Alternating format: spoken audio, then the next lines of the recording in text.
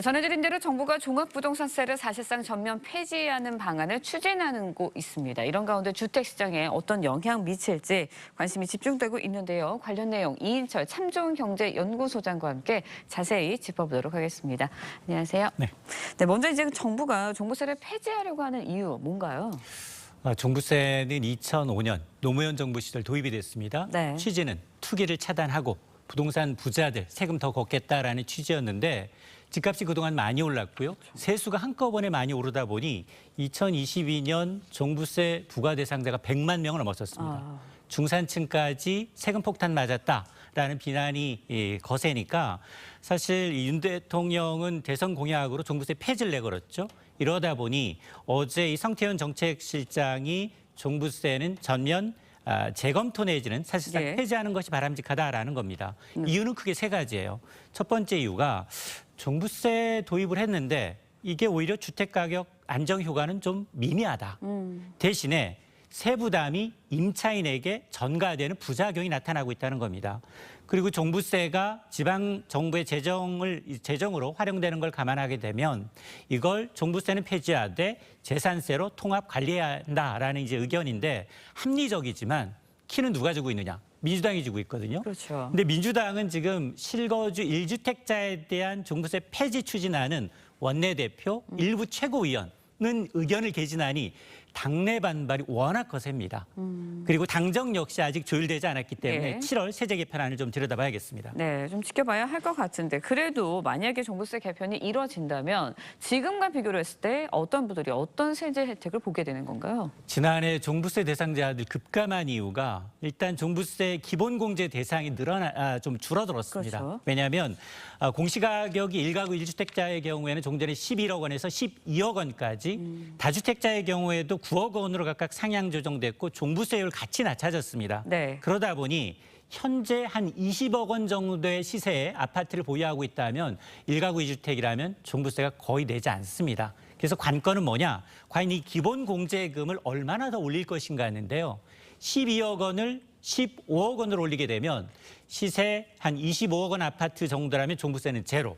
만에 하나 12억 원을 기본공제금을 20억 원으로 상향 조정하면 30억 원 이하, 그러니까 25억 원, 5억 원 이상의 아파트조차도 종부세는 한 푼도 내지 않기 때문에 앞서 제가 이제 종부세라는 게 지방교부금으로 전액 배정된다라고 했는데 이러면 지방정부의 세수가 줄어들 수 있어서 또 부자 감세 논란은 피하기가 좀 어려워 보입니다. 네, 부자 감세 얘기해 주셨기 때문에 이제 초고가 아파트에만 만약에 이제 개편이 돼서 아파트에만 선별적으로 종부세가 매겨질 거다라는 관측도 나오고 있거든요. 그렇다 보면은 다시 또 뭐 똘똘한 한 채, 강남 쏠림 현상 나오는 거 아닌가 이런 우려도 있어요. 맞습니다. 종부세가 폐지된다라고 하면 고가 주택에 대한 세금 부담이 줄어듭니다.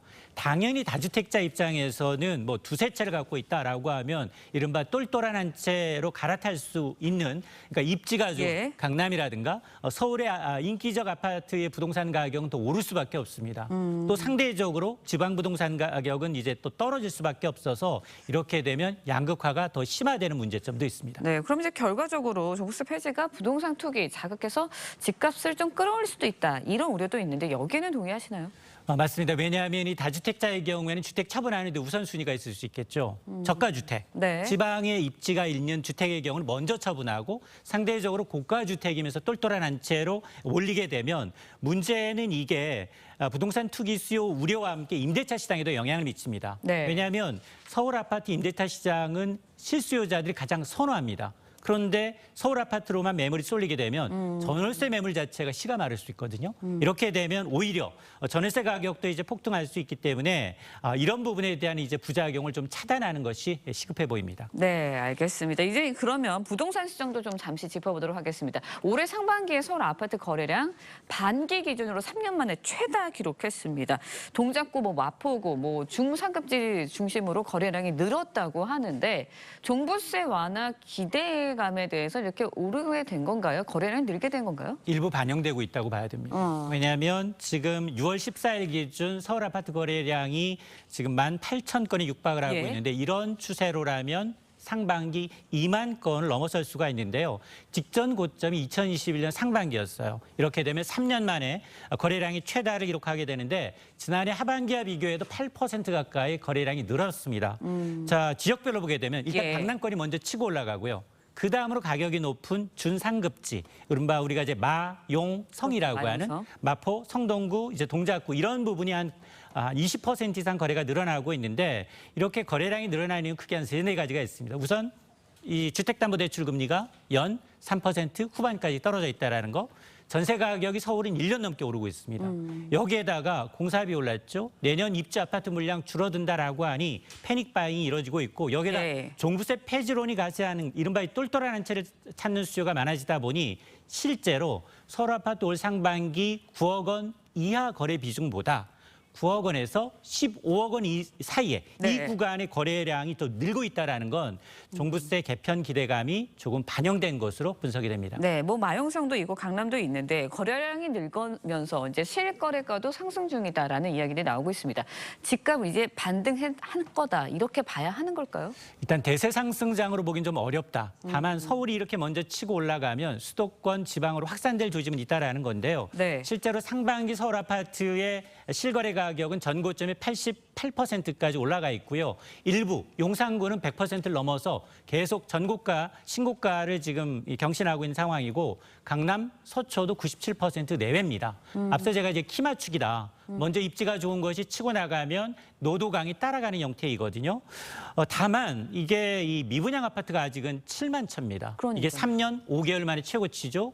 PF 부실이 아직 다 털어지기 전이기 때문에 한국건설산업연구원은 상반기보다 전국적인 아파트는 오히려 하반기에 더 떨어질 수도 있다라는 분석이 있습니다. 네, 알겠습니다. 좀 지켜봐야 할 것 같다라는 생각이 드네요. 오늘 말씀 여기까지 들었습니다. 고맙습니다.